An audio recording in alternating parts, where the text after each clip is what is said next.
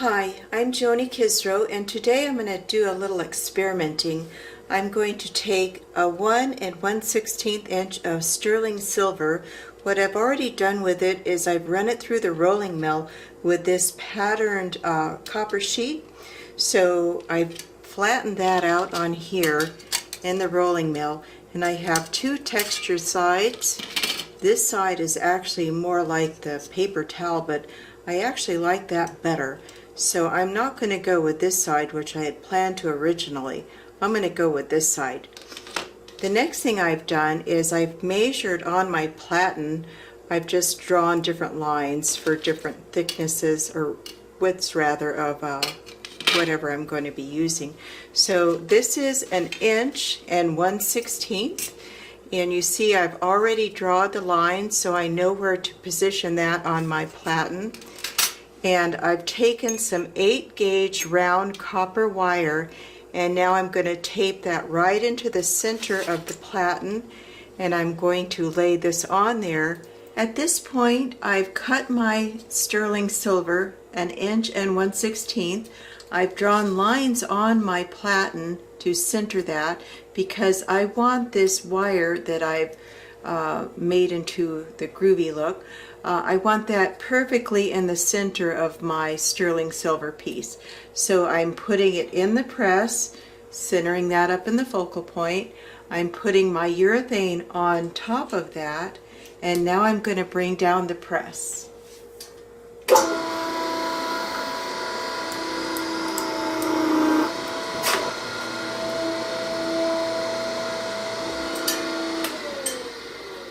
So I just wanted a real nice indentation in the center of my piece. I've taken my sterling silver piece off of the platen, and I've drawn a line. I've measured a line here and here. So what I've measured is 6.5 inches plus a hair, because when I make it in the circle and solder it closed, I need just a little bit more than 6.5 inches, just a hair, because I need to have that go around the urethane. So I'm going to cut off a little on each end, right here and the other end, because I need it perfectly flat to solder that closed. The next thing I'm going to do is make my piece round, so I'm using Potter USA's bracelet bender. So I'm just going to open this up a little bit, slide it in there,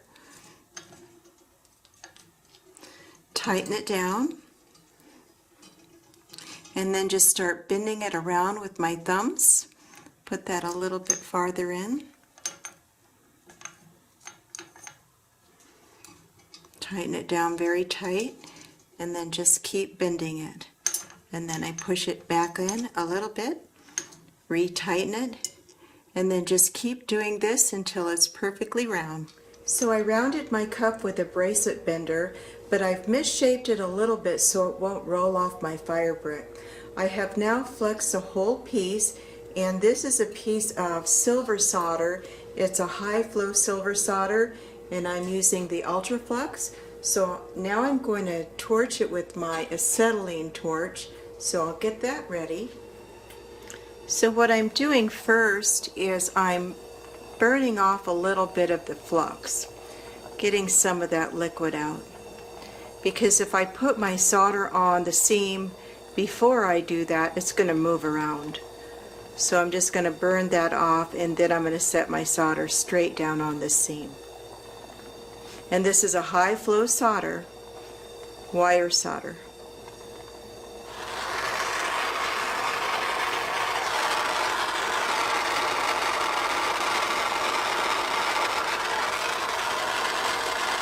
I'm going to bring my flame down just a little bit. See, I keep moving the torch. See, it's starting to get glossy. It's starting to flow. Alright, it's flowed. It got shiny. That's how you can tell it's melted on there. Now I'm going to go stick it in the pickle and clean that off. This is Potter USA's Bracelet Squisher. So it comes with two sides, which are the end caps, and a few different sizes of the urethane. I'm actually using one that's just shy of an inch, and I made my bracelet 1 inch and 1/16 because the extra has to go down into these little indentations. So the next thing I'm going to do is put my bracelet over the urethane. So sometimes you have to use the rawhide mallet. Okay, now you see there's just a little lip on this side and a little lip on that side, which goes right into the grooves of the Wave Bracelet Squisher. Okay, so I'm going to go ahead and take that over and put it in the hydraulic press, squish it, and show you the results. Now I have my piece centered, so I'm going to go ahead and bring down the press and just puff that out a little bit.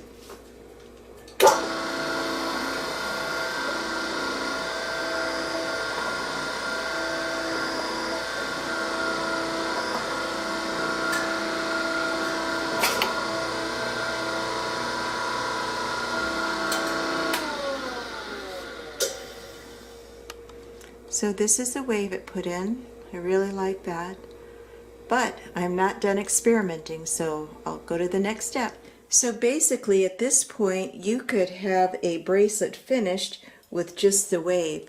But I'm just going to continue my experiment, and I'm going to indent this areas here on the top and bottom of each wave and get the air chasing look. So I'm going to start with that.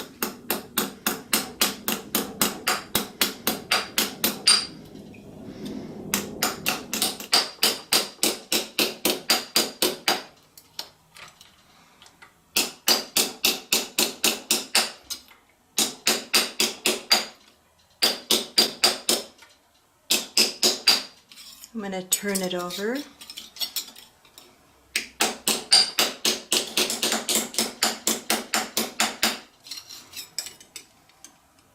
So see the effect I'm getting here?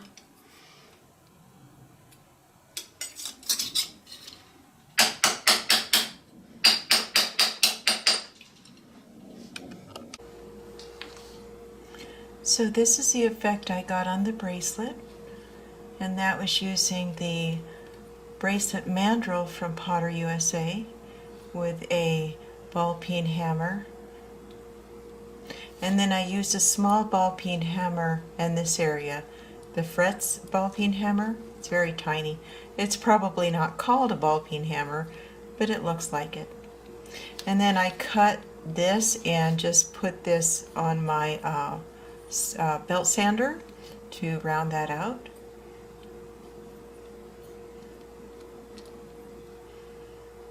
So now I'm going to go ahead and oxidize it and show you the finished bracelet. So now I've finished the piece. I've oxidized it. I've taken the excess oxidation off with a superfine buffing block, and then I polished it. But you see these little lines here, and earlier I told you I liked the side better that had the paper towel texture in there. So you're wondering where that came from. So I'll show you. When I go to texture something in my rolling mill, I cut paper towels to about the size and I wrap it several times around there so it won't hurt my rolling mill. So that's what I've done there. And these are the two hammers that I used for the indentations. This is one, and I think I got this from Rio Grande. And this one is a Fretz. And this is also from Rio Grande, but it's got a tiny, like a tiny ball peen, and even smaller here. So I'm going to go ahead now and make one in copper, and I'm going to flame paint it. So I'll show you both of them in a few minutes. So now I've completed one with the copper. I flame painted it.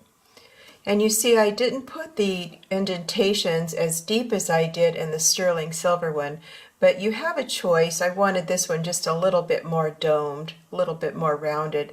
But you don't have to have them 2 inches wide like the normal wave bracelet that I've made in the past. So experiment, have fun. Thank you for watching.